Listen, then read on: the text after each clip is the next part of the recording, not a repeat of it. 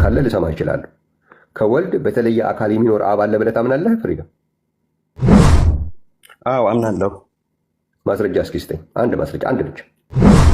ሊትራሊ ወልድ ከአብ በተለይ ማለት እኛ እንደምንፈልገው ቃላት ካልን አይኖርም። ነገር ግን ማስረጃዎች ብዙ አሉ። ለምሳሌ ወልድ ከአብ በተለየ አካል የሚኖር ፐርሰን ማለት የተለየ አካል የተለየ ፐርሰን ለመሆኑ አንድ ብቻ ነው የምፈልገው። ግን እዚህ ጋር ስፔሲፊክ አካል ስንል ፊዚካል ፎርም እያሰብን ከሆነ ተሸውደን ማለት ለምሳሌ አብ ፐርሰን ብያለሁ። ፍሪደም ፐርሰን አልኩህ እኮ። አብ ከወልድ በተለየ አካል የሆነ ፐርሰን መሆኑን የሚያሳይ አንድ ማስረጃ። መልካም። ለምሳሌ ማቴዎስ 26:39 ላይ ኢየሱስ ክርስቶስ ሲጸልይ አባት ወይ የሚቻል ከሆነ ጽዋ ከኔ ትለፍ፣ ነገር ግን አንተ እንደምትወድ ብሎ የራሱን ፍቃድ በአንድ በኩል የአባቱን ፍቃድ ደግሞ በአንድ በኩል። እስቲ አንተ ይሄ እዚህ ጥቅስ ላይ ቆመክ አይ ራሱ ነው በአንድ አካል ነው ብላ ይህን ጥቅስ አስረዳኝ። አባት ወይ ብሎ የተጸለየለት አብ የት ነው የሚኖረው? አብ መንፈስ ነው፣ በሁሉም ቦታ ይገኛል። ሰማይና ምድር የሞላ ነው። ዳዊት ወደ ሲኦል ይኖራል። ዳዊት እንኳን ነፍሴ ሆይ እግዚአብሔርን ባርኪ ብሏል እኮ አይደል? አይደለም? ነፍሱ የት ናት ያለችው? ነፍሴ ሆይ ስላለ ነፍሱ ወጥታ ትሄዳለች። አባት ሆይ ማለቱ አብን ከወልድ አያወጣውም። አብ በወልድም የሚኖር ነው፣ በሁሉ ቦታ ነው የሚኖር ነው። አስረዳኝ ክፍሉን ብቻ። በወልድም የሚኖረውን በሁሉ ቦታም የሚኖረውን አብ ነው አባት ሆይ እየተባለ ያለው እንጂ ከወልድ በተለየ አካል አያረገውም አባት ሆይ ብሎ ማለቱ። እንዴት ሆኖ ይሄ ሊሆን ቻለ? አምላክ ነው የምናጠናው። ዋናው ነገር መጽሐፉ ነው እንጂ እንዴት ሊሆን ቻለ አይባልም። በእኛ ዘንድ የማይቻል በሱ ዘንድ ይቻላል። በአንድ አካል ውስጥ የተራበና ያልተራበ፣ በአንድ አካል ውስጥ ጸሎት የሚመልስና የሚጸልይ እኮ ነው ያለ። ኢየሱስ በአምላክነቱ ጸሎት ይመልሳል አይመልስም? ፍሪደም ይመልሳል። ኬስቢኪ በውስጡ ያለውን የሚያናገረው ብለህ ታምናለህ? አዎ። ለምንድን ነው የማላምነው? ካስተማረኝ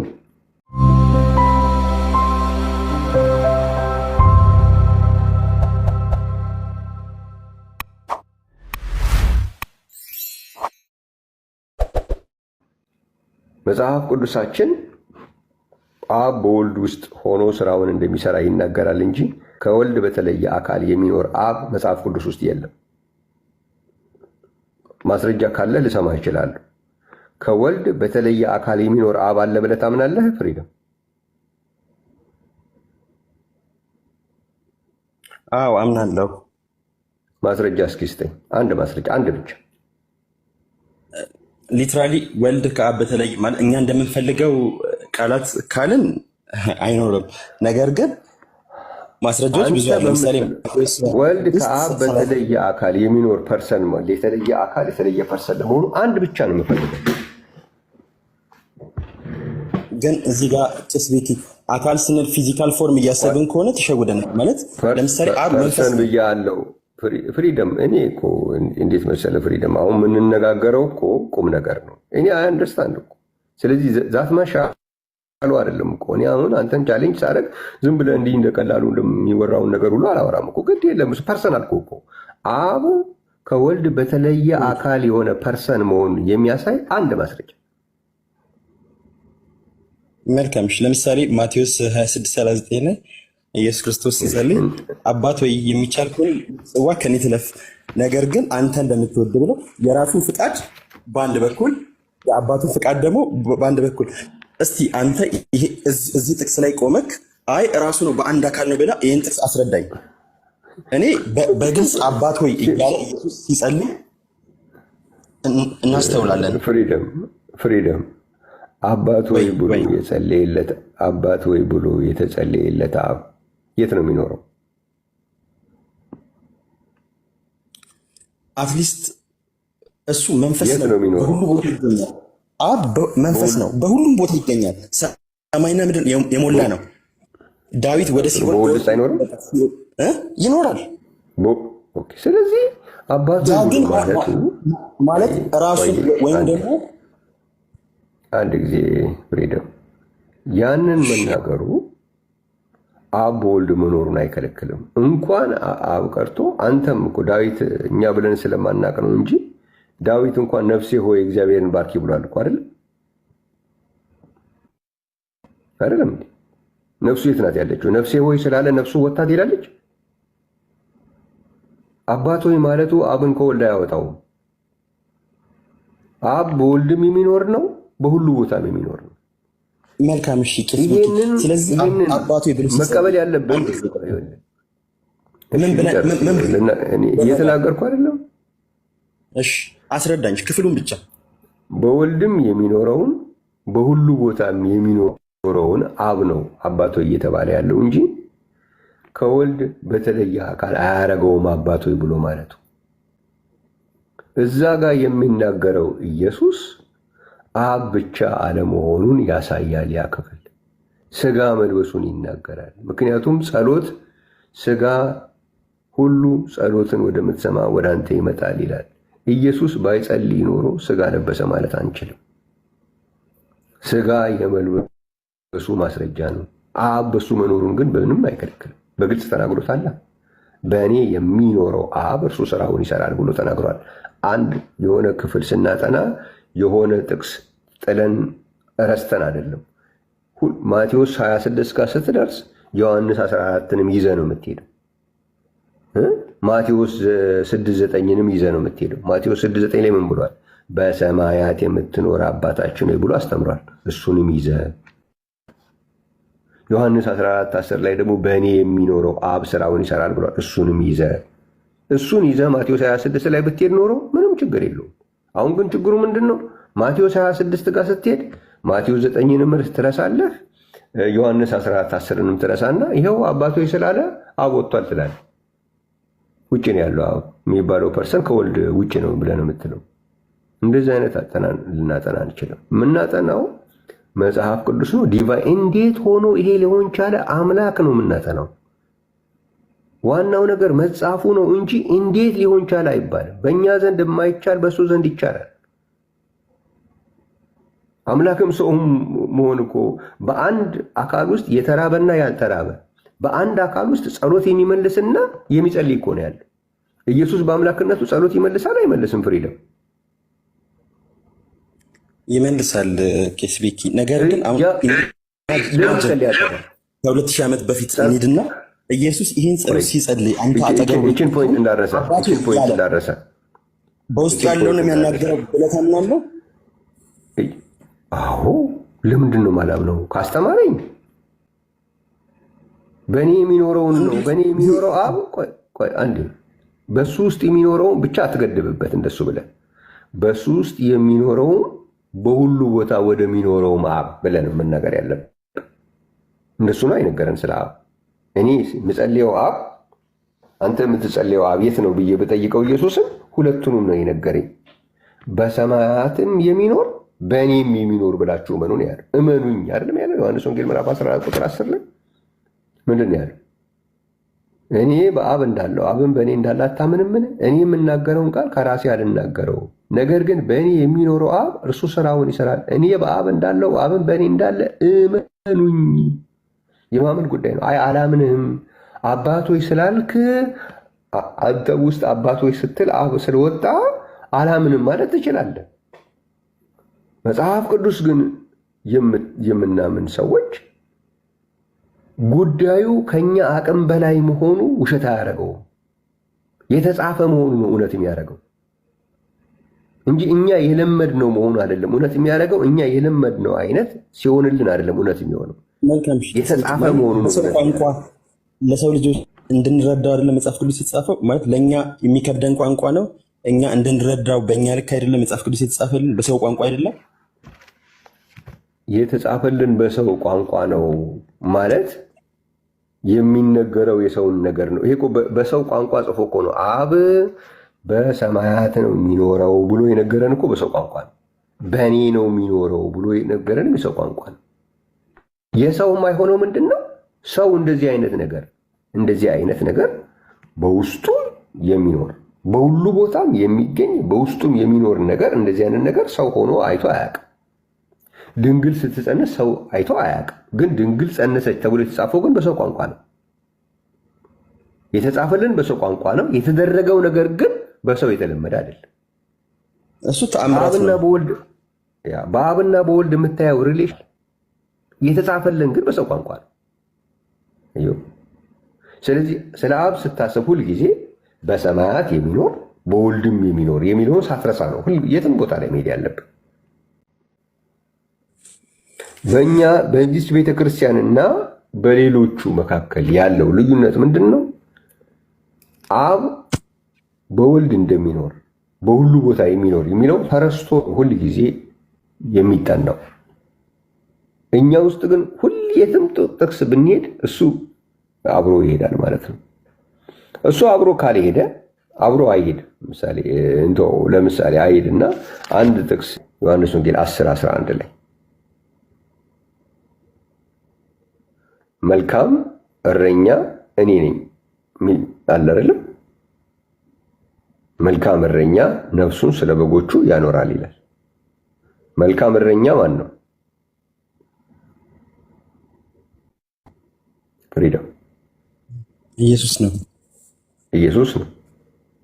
እሺ ቁጥር 7 ላይ ኢየሱስም ደግሞ አላቸው እውነት እውነት እላችኋለሁ እኔ የበጎች በር ነኝ። የበጎች በር ማን ነው? ኢየሱስ ነው። እሺ ቁጥር 2 ላይ በበሩ የሚገባ ግን የበጎች እረኛ ነው ይላል። ማን ነው በማን የሚገባው?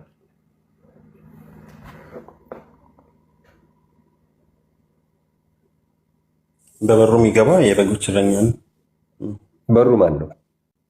ኢየሱስ ነው። እረኛው ማን ነው? ኢየሱስ ነው።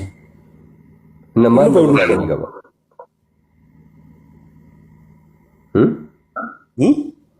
ማን ነው በማን የሚገባው? ያው በሩም ኢየሱስ ነው፣ እረኛውም ኢየሱስ ነው። ስለዚህ ማን ነው በማን የሚገባው? በጎቹ በበሩ ይገባሉ በኢየሱስ። በዚህ ክፍል በበሩ የሚገባው በጎቹ ናቸው ወይስ እረኛው ነው? እዚህ ጋር እረኛ ነው፣ እረኛው። ስለዚህ በዚህ ኮንቴክስት ማን ነው በማን የሚገባው? በሩ ኢየሱስ፣ እረኛው ኢየሱስ ከሆነ ማን ነው በማን የሚገባው? ኦኬ አሁን ምንድነው መሰለ እንዲህ አይነቱን እንዲህ አይነት ክስተት እኛ የለመድነው አይነት አይደለም፣ ግን ኢትስ ኦብቪየስ እንደዚህ ሆኗል። ስለዚህ መጽሐፍ ቅዱስ ስታጠና እኛ የለመድነው አይነት አነጋገር ብቻ መጠበቅ የለብህም። መሆን ያለበት ምንድነው የምናምነው ነገር የተጻፈ ነው የሚለውን ነው ቼክ የምናደርገው እንጂ እኛ የለመድነው ነው የሚለው አካሄድ ትክክል አይደለም። ብዙዎቹ የአተረጓጎሞች እንደዛ ናቸው። እኛ አሁን ለምሳሌ እኔ አባቴ ለምሳሌ አለኝ እኔ ደግሞ አለኝ ይላል። እንዴት ይሆናል? እኔ ፊዚካል ቦዲ ነኝ፣ አባቴ ፊዚካል ቦዲ ነው። አብሮ አይሄድም። አውቄያለሁ፣ ግን ማለት ኮንቴክስቱን ጠብቀን አሁን እዛ ቦታ ላይ ምን ይላል ይሆናል ጥቅስ ብቻ ቨርስ ብቻ የሆነ ቦታ ሰፖርት የሚያደርገንን ማግኘት ለሁሉም ሃይማኖቶች በጣም ቀላሉ ነገር ነው። ነገር ግን እዛ አውድ ላይ ምን ይላል፣ ኮንቴክስቱ ምንድን ነው? እኔ በጣም እርግጠኛ ነኝ መጽሐፍ ቅዱስ ለሁሉ ሃይማኖት አይመችም። ውሸት ነው።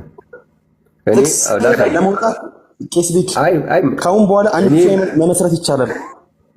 ቀላል ነው። ጥቅስ ብቻ ሰፖርት እንዴት መሰለ የሚሆነው ፍሪደም ለእኔ እሱን ብዙ አይቼዋለሁ። እኔ ጌታ አይሆንም። እንዴት መሰለ እሱ የሚሆነው ሌላውን ክፍል እየረሳህ ሌላውን ክፍል ሳታስተያይ ለመስረት ካልከ ነው እንጂ ሁሉንም የመጽሐፍ ቅዱስ ክፍል ባማከለ መልኩ እየሄድክ ባለህበት ሁኔታ ላይ መመስረት አትችልም። ለምሳሌ አሁን እኔ ዮሐንስ ወንጌል ላይ ልውሰድህ። ዮሐንስ ወንጌል ምዕራፍ 1 ላይ ልውሰድህ። ዮሐንስ ወንጌል ምዕራፍ 1 ላይ ልሂድና ለምሳሌ ይህንን እኔ ወደ የሥላሴ አካላት ላርገው። ይህን በመጀመሪያ ቃል ነበረ። አሁን በሥላሴ አስተምህሮ መሰረት ይሄ በመጀመሪያ ቃል ነበረ የሚባለው እግዚአብሔር ወልድ ነው አይደል?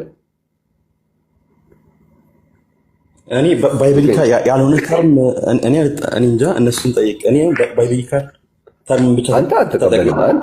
አንተ አትጠቀም። እነሱ የሚሉትን ነው የምልህ። እነሱ ከሚሉት አንጻር በሥላሴ እኮ ነው ላሳየህ እኮ ያልኩህ።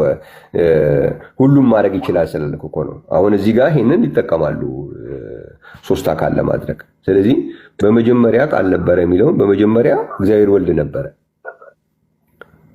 ቃልም እዚህ ጋር እግዚአብሔር የሚለው ቃል በእግዚአብሔር ዘንድ የሚለው ቃል እግዚአብሔር ወልድ ነው። እግዚአብሔር የሚለው ደግሞ እግዚአብሔር አብ ነው። ስለዚህ በመጀመሪያ እግዚአብሔር ወልድ ነበረ፣ እግዚአብሔር ወልድ እግዚአብሔር አብ ነበረ። ከዛ እግዚአብሔር ወልድ እግዚአብሔር አብ ነበረ። ኖ እነሱ የሚፈልጉት እንዴት ሲሆንላቸው ብቻ ነው። በመጀመሪያ ቃል ነበረ፣ ቃልም በእግዚአብሔር ዘንድ ነበር የሚለው አይሆ ዘንድ፣ ስለዚህ አጠገቡ ነበር ማለት ነው። በጣም በቅርብ ርቀት ይለዋል። እንዲሁም አንዳንዶቹ በግሪኩ ስታየው ፕሮስቶን ነው ምናምን የሚል ቃል ስላለ በቅርብ ርቀት ልክ እየተያዩ ነው፣ በጎሪጥ እየተያዩ እስከሚመስል ድረስ በቅርብ ርቀት ነው ይለዋል። ግን እሺ ብለህ እንደማያዋጣ የምታውቀው ኦኬ፣ ይሄ ነገር እናንተ እንደምትሉት ቃልን ወልድ ብናረግ እግዚአብሔር ወልድ ብናረገው ያስኬዳል ወይ? አንድ ነገር ነው። ማስኬዱን እኮ የምታየው እንዴት ነው? በየትኛውም አቅጣጫ ሲፈተሽ ችግር መኖር የለበትም።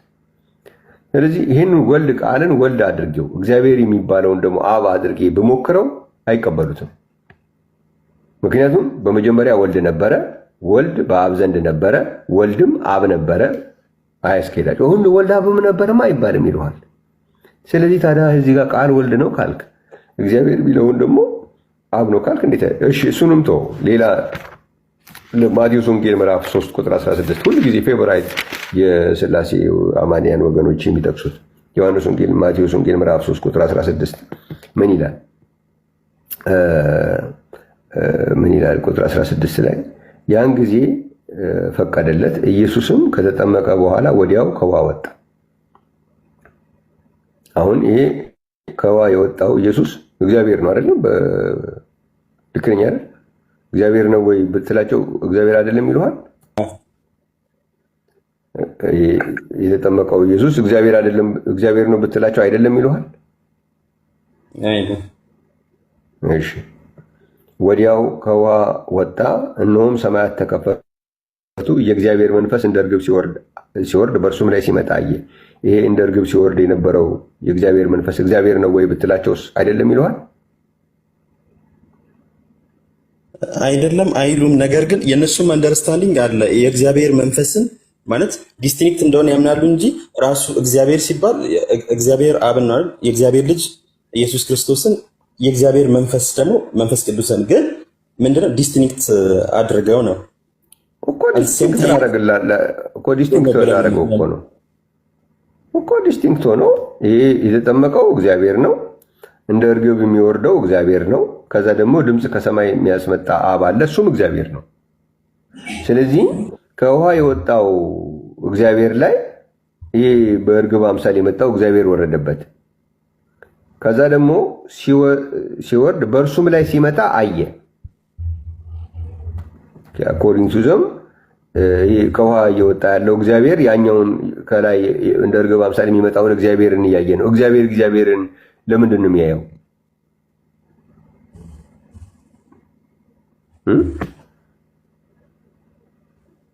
እግዚአብሔርን እንዲህ ነው ለምን ያየዋል? ምን አድርግ ብሎ ነው የሚያየው? እግዚአብሔር ላይ ስለምን ይወርዳል?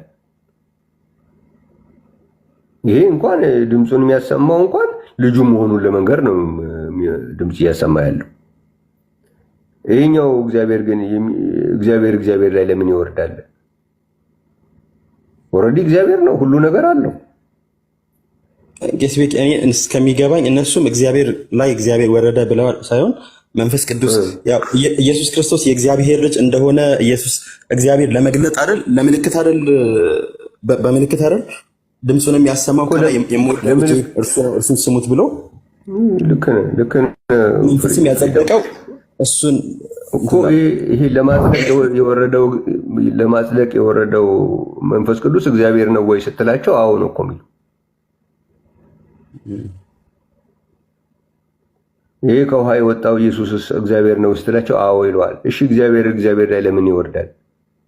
እግዚአብሔርን ለምን ያየዋል? የማይሆን ነገር ነው።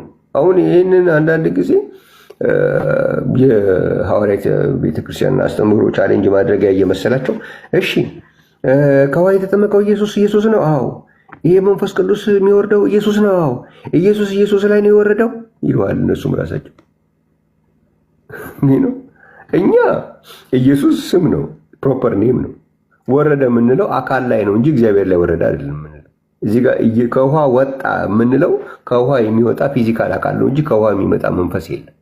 መንፈስ ከውሃ አይወጣም። መንፈስ ከውሃ ወጣም አትልም፣ መንፈስ ወደ ውሃ ገባም አትልም። መንፈስ ኦልሬዲ በሁሉ ቦታ ያለ። ይሄ ከውሃ ገባም ከውሃ ወጣም የሚባለው ፊዚካል የሚታይ የሚዳሰስ የሚጨበጥ አካል። በዚህ በሚታየው የሚዳሰስ የሚጨበጠው አካል ላይ መንፈስ ቅዱስ እንደ ርግብ ወረደ እንላለን። ምክንያቱም ይሄ የሚታየው የሚዳሰሰው የሚጨበጠውን ፊዚካል አካልን ለመቀደስ ነው እንጂ መንፈስ ቅዱስ የሚመጣው መንፈስን ለመቀደስ መንፈስ ቅዱስ አይመጣም። እግዚአብሔርን እግዚአብሔር አይቀድሰው። እዚህ ጋር ግን ፊዚካል አካል አለ። ያን ፊዚካል አካል ነው ምንድን ነው ያለው? አብ የቀደሰውን ይላል። ስለዚህ የሆነ ቦታ ላይ አንድ ሮንግ የሆነ አስተምሮ ሲኖር ከአንተ ጋር መስማማው ምን ላይ ነው? የሆኑ ጥቅሶች ምናምን ሊኖሩ ይችላሉ። ሁሉንም የመጽሐፍ ቅዱስ ክፍል ግን ስታዘንብበት እዛ ኮንሰፕት ላይ አይሰራም።